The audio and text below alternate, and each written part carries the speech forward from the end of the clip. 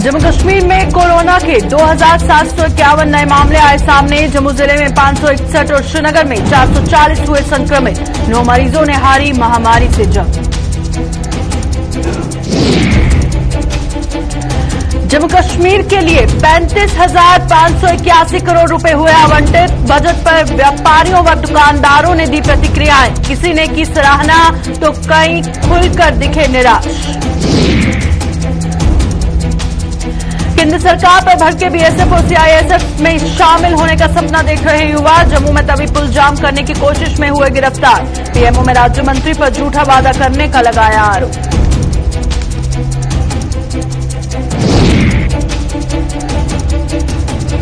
नमस्कार, जम्मू कश्मीर का ये बुलेटिन देख रहे हैं आप और मैं हूं प्रियंका आपके साथ। और बुलेटिन की शुरुआत करेंगे कोरोना के अपडेट के साथ, क्योंकि जम्मू कश्मीर में आज भले ही कोरोना संक्रमितों का आंकड़ों में 3000 से भी कम आए हैं, लेकिन अब मौतों का आंकड़ा कम होने का नाम नहीं ले रहा।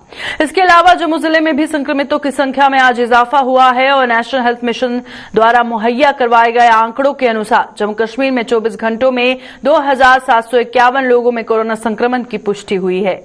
उधर जम्मू जिले में सोमवार को जहां 500 मामले सामने आए थे, वहीं आज ये संख्या 561 पहुंच गई है। उधर श्रीनगर जिले में आज 440 लोगों में कोरोना संक्रमण की पुष्टि हुई है, जबकि सोमवार को ये संख्या 391 की थी। और कुल मिलाकर जम्मू सूबे में आज 1105, जबकि कश्मीर संभाग में 1686 लोग कोरोना से संक्रमित पाए गए हैं। उधर जम्मू संभाग में 4 व कश्मीर में भी 5 मरीजों की कोरोना से मौत हो गई है। अच्छी खबर यह है कि 24 घंटों में 6556 लोग कोरोना महामारी को मात दी है और ये पूरी तरह से स्वस्थ है।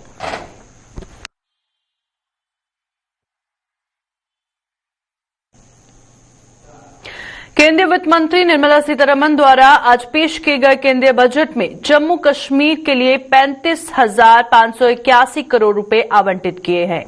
केंद्रीय बजट में अगले वित्त वर्ष के लिए जम्मू कश्मीर के लिए राशि निर्धारित की गई है और इनमें से 33,923 करोड़ रुपए केंद्र शासित प्रदेश के राजस्व घाटे के अंतर या फिर संसाधनों की कमी को पूरा करने के लिए खर्च किए जाएंगे। बात करें अगर जम्मू के व्यापारी और दुकानदार वर्ग की, तो इनमें से अधिकतर ने इस बजट की सराहना करते हुए अपनी अपनी प्रतिक्रियाएं दी हैं।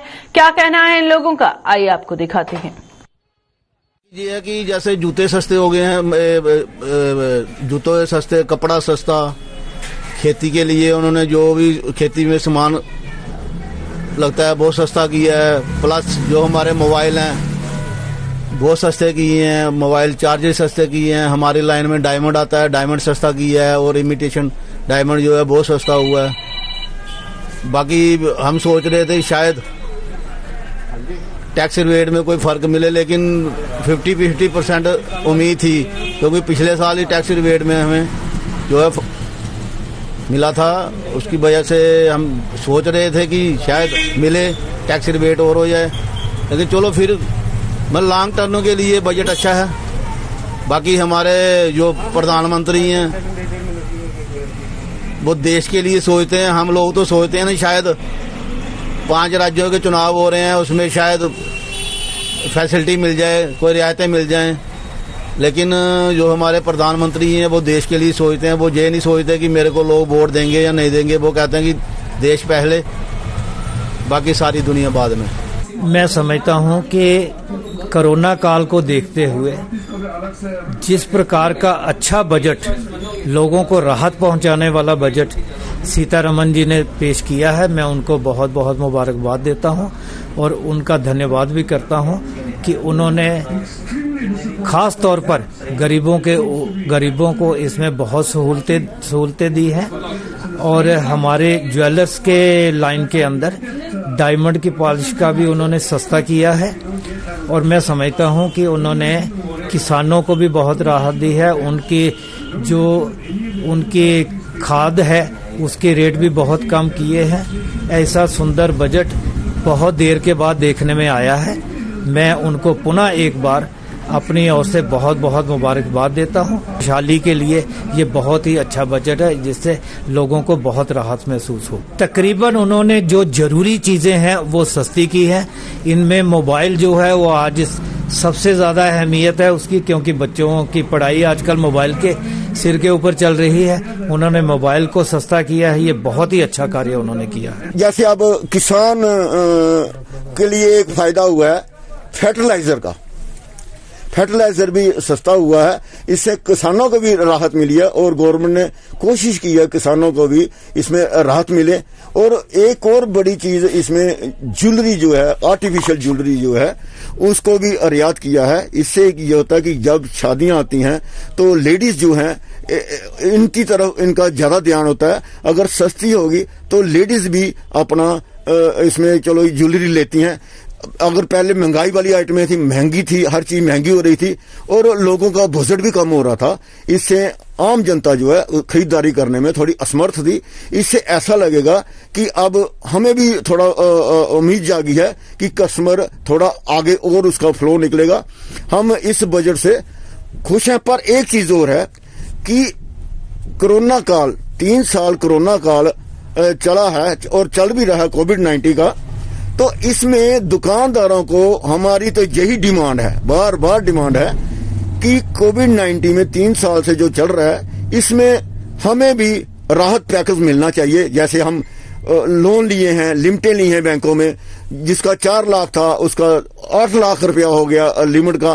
तो हमारा भी हम भी इसमें दबे जा रहे हैं। आम जो मीडियम दुकानदार वो दबा जा रहा है। हम चाहते हैं कि ये जो बजट जो आ रहा है इसमें गवर्नमेंट को चाहिए कि दुकानदारों को भी राहत हो। अपने हिसाब से करेंगे, क्योंकि वहां पे जो बैठे हैं फाइनेंशियल एडवाइजर बैठे हैं, उन्होंने अपने ढंग से इस बजट को पेश करना था, उन्होंने अपने ढंग से पेश किया है। लेकिन यहाँ ये कोविड के दौरान जो मिडिल क्लास दुकानदार ट्रेडर है वो कहाँ तक मर चुका है, कहाँ तक परेशान है, उसके बारे में कोई राहत नहीं मिली। उस ट्रेडर को बहुत ज्यादा उम्मीद थी कि इस बजट में उनके लिए कोई ना कोई पैकेज मिलेगा, लेकिन उसको कोई राहत नहीं दी गई। सो हम आपके माध्यम से ये सेंटर तक बात पहुंचाना चाहते हैं कि कम से कम उन लोगों के लिए भी सोचें। जहां तक माननीय मोदी साहब ने कहा था शुरुआत से 2014 से 1 नेशन 1 टैक्स, अब छोटी सी एग्जांपल देता हूं। J&K भी यूनियन टेरिटरी है, चंडीगढ़ भी यूनियन टेरिटरी है। वहां पे कोई विस्की की बोतल अगर 500 की है तो J&K यूनियन टेरिटरी में 900 की है। जब दोनों यूनियन टेरिटरी हैं, टैक्सेस तो सेम ही है, तो फिर यहां क्यों महंगा का है? ये भी एक्साइज पॉलिसी में इनको थोड़ा सा चेंज लाना चाहिए। बीएसएफ और सीआईएसएफ के अभ्यर्थियों ने केंद्र सरकार पर उन्हें निराश किए जाने के विरोध में जम्मू में आज एक बार फिर से बड़ा प्रदर्शन किया। इन अभ्यर्थियों ने जम्मू के तवी पुल को जाम करने की कोशिश की, लेकिन पुलिस ने उनकी इस कोशिश को नाकाम बनाते हुए कई अभ्यर्थियों को गिरफ्तार कर लिया। इन युवाओं ने आरोप लगाया कि प्रधानमंत्री कार्यालय में पीएमओ व भाजपा के अन्य नेताओं के आश्वासन के बावजूद उन्हें मायूसी ही हाथ लगी है। उनके साथ बार बार वादा खिलाफी की जा रही है और अब अगर 2 दिनों के भीतर उनकी सुनवाई ना हुई तो वो इससे भी बड़ा प्रदर्शन करने को मजबूर हो जाएंगे। मैं बीएसएफ सीएसएफ का एस्पायरेंट हूँ। डॉक्टर जितेंद्र सिंह ने हमारे साथ झूठा वादा किया। हमने सरकार को पहले ही चेतावनी दे दी कि हमारा जल्द से जल्द कोई हल किया जाए, नहीं तो हम उग्र प्रदर्शन करेंगे। ये हमारा मकसद यही था कि हमारा काम अब तक नहीं हुआ। हम सरकार को 2 दिन की चेतावनी और देते हैं कि जल्द से जल्द हमारा काम किया जाए। जय हिंद, जय भारत।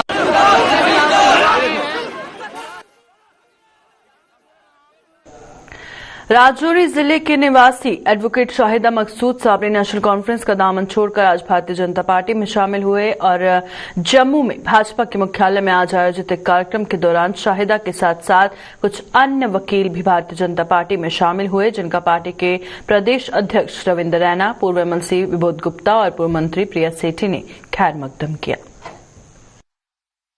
आज हमारे लिए बेहद खुशी की बात है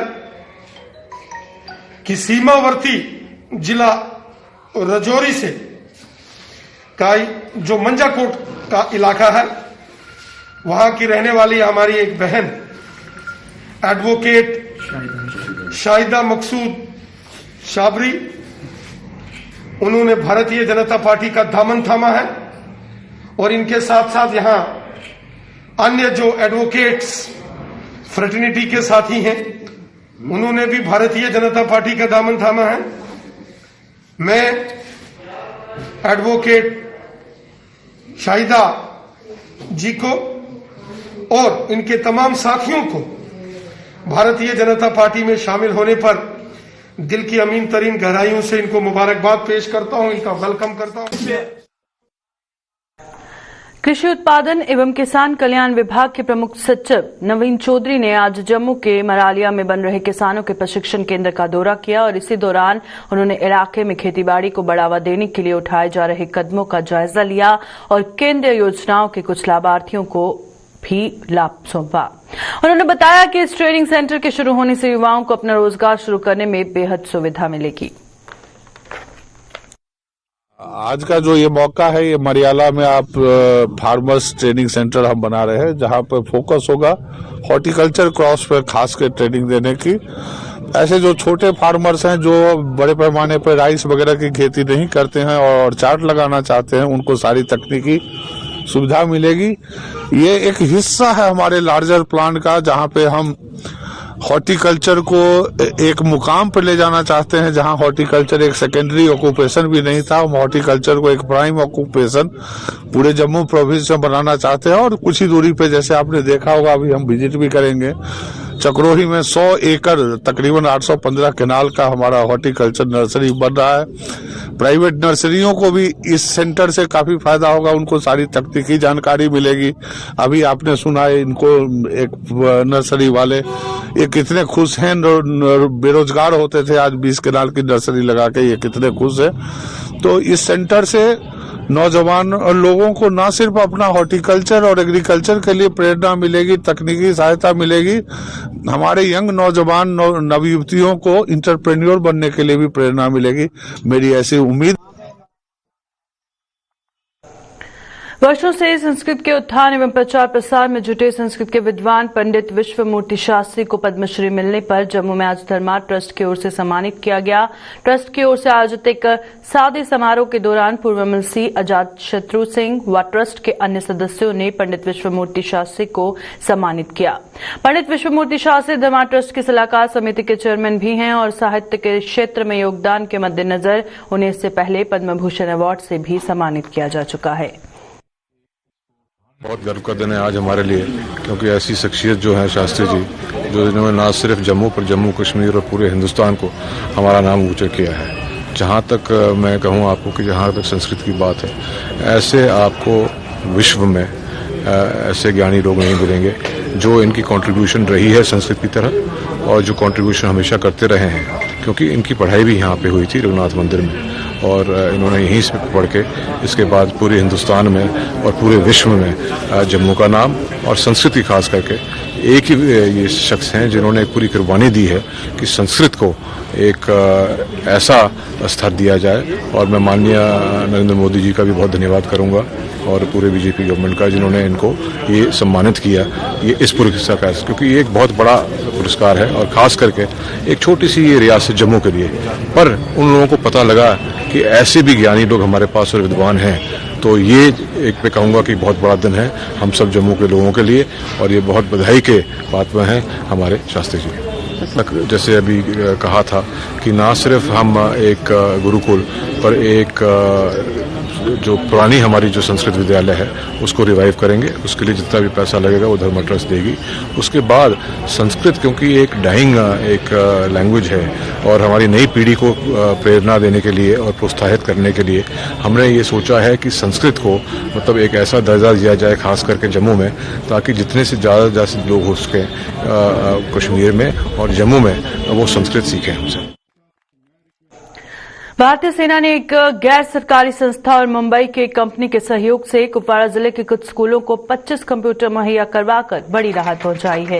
ये कंप्यूटर असंबंधित स्कूलों को सौंप दिए गए और बच्चों ने इनका उपयोग करना भी शुरू कर दिया है। कंप्यूटर मिलने से इन स्कूलों के बच्चों को प्रतियोगिता के इस दौर में बेहद फायदा होगा और बच्चों और उनके अभिभावकों ने इस सौगात के लिए सेना के 107 का आभार जताया है। हम बहुत शुक्रगुजार इस इंडियन आर्मी का, खुसूसन 160 TA का, इसने हमें ये कंप्यूटर लैब सीखने के लिए दिया। हमें यहाँ जो ये हमारा इलाका है, यहाँ ये बहुत पीछे इलाका है, इसमें कोई फैसिलिटी आज तक नहीं है। यहाँ ये आज ये कंप्यूटर दिया, हमें बहुत मुश्किल होती है। यहाँ से हमें त्रागाम या कुपारा जाना पड़ता था कंप्यूटर सीखने के लिए। इस मुश्किल की वजह से हम आगे नहीं बढ़ पाए। हम पहले तो बहुत शुक्रगुजार है 160 के जिन्होंने यहाँ पे कंप्यूटर दिए तो और हमारे बच्चों को कुछ ना कुछ सीखना चाहिए। तो और हम बहुत ही शुक्रगुजार है कि हमने 160 के बहुत मतलब मीडिया पे देखे कि कुछ ऐसे प्रोग्राम देखे कि उन्होंने बहुत कुछ मतलब लोगों के लिए, पहाड़ी इलाकों के लिए दिए हुए। केंद्रीय गृह मंत्रालय और सशस्त्र सीमा बल के फोर्स हेडक्वार्टर के दिशा निर्देश पर एसएसपी की दूसरी बटालियन द्वारा युवाओं को कंप्यूटर की जानकारी दी जा रही है और बारामूला जिले के पट्टन इलाके में आज एसएसपी की दूसरी बटालियन द्वारा vocational training basic computer course की शुरुआत की गई, जिसमें जिले के 25 स्टूडेंट्स का ज्ञान बढ़ाया जा रहा है। एसएसपी की दूसरी बटालियन के कमांडेंट मुकेश कुमार सहित अन्य अधिकारी भी इस कोर्स की शुरुआत पर मौजूद थे।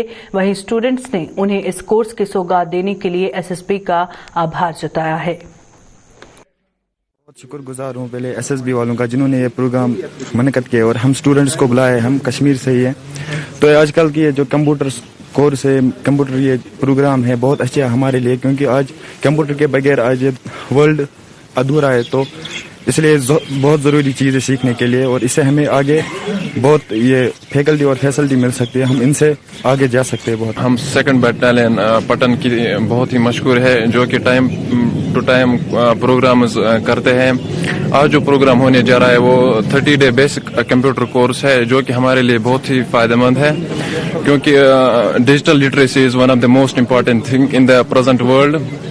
इससे हमारी जो नॉलेज है वो ही बढ़ती है। हम स्पेशली थैंक करना चाहते हैं 2nd बटालियन पटन को जो कि ये प्रोग्राम करवा रहे हैं। अखनूर की खड़ा बली तहसील की पंचायतों में सरकारी राशन की भारी किल्लत के विरोध में जम्मू कश्मीर अपनी पार्टी ने आज खोड़ सब डिवीजन के एसडीएम कार्यालय में जोरदार प्रदर्शन किया। प्रदर्शन की अगुवाई करते हुए पार्टी नेता पुष्पदेव उप्पल ने तहसील सप्लाई ऑफिसर पर कई संगीन आरोप लगाते हुए उस पर मनमानी का आरोप लगाया। उप्पल ने कहा कि लोग राशन के लिए मारे फिर रहे हैं, लेकिन टीएसओ अपने उच्च अधिकारियों के आदेश मानने को भी तैयार नहीं है। उन्होंने चेतावनी दी कि इस मुद्दे का हल न हुआ तो लोग धरना प्रदर्शन करने को मजबूर हो जाएंगे। मेरे खड़ावली के ये 3-4 जो पंचायतें हैं इनको जल्दी से जल्दी राशन मुहैया जनवरी का दिया जाए और पिछला भी जो इनका बकाया राशन है जल्दी मुहैया कराया जाए, ताकि अगर ऐसा ना हुआ तो हम इसकी गुहार जो है वो एलजी साहब के आगे लगाएंगे, डायरेक्टर फूड एंड सप्लाई के आगे धरना देंगे। हम चाहते हैं कि शीघ्र ही विद इन डेज हमारे लोगों को राशन मुहैया कराया जाए। करीब 12 किलोमीटर लंबे किश्तवाड़ टांटा मार्ग की बद से बदतर हो चुकी हालत से स्थानीय लोग बेहद परेशान हो रहे हैं। बर्फ पिघलने से इस मार्ग की हालत और खराब होती जा रही है, जिसके चलते उन्होंने प्रशासन से इस मार्ग से जल्द कीचड़ हटवाकर इसे साफ करने की जरूरत पर बल दिया है। इस मार्ग पर वाहन चालकों को भी कई दिक्कतों का सामना करना पड़ रहा है। यहाँ पर मशीन को भेजा गया और यहाँ पर रोड उससे पहले तकरीबन ठीक थी, तो जब मशीन वाला आया तो वो खाली चल के यहाँ पर पहुंचा, उसने काम तो नॉर्मल में कर दिया। उसके बाद जो बर्फ हटाई इधर से और जो इधर उधर का मलबा था वो भी इधर रोड पे बिछा दिया और साथ में यहाँ पर हम उसको जमा हो गए कि इस रोड को अच्छी तरह से क्लियर करके दे दो। तो उन्होंने हमारे किसी बंदे पर एप्लीकेशन भी दे दी। किस बात पर दे दी कि आपने सच क्यों बोला, इधर मलबा क्यों डाला। उसने ये बोला था कि यहाँ मलबा क्यों डाला। यहाँ पर बिल्कुल हमारी रोड जो है बिल्कुल नाकाबिले कबूल है और खस्ता हालात है इस रोड की। हम डीसी साहब से, तहसीलदार साहब से और वक्ती जो भी यहाँ के मौजूदा अफसरान हैं इनसे रिक्वेस्ट करना चाहते हैं और अपील करते हैं कि इस रोड पर दोबारा मशीन को भेजा जाए। और अभी के बुलेटिन में फिलहाल इतना ही, दीजिए इजाजत, नमस्कार।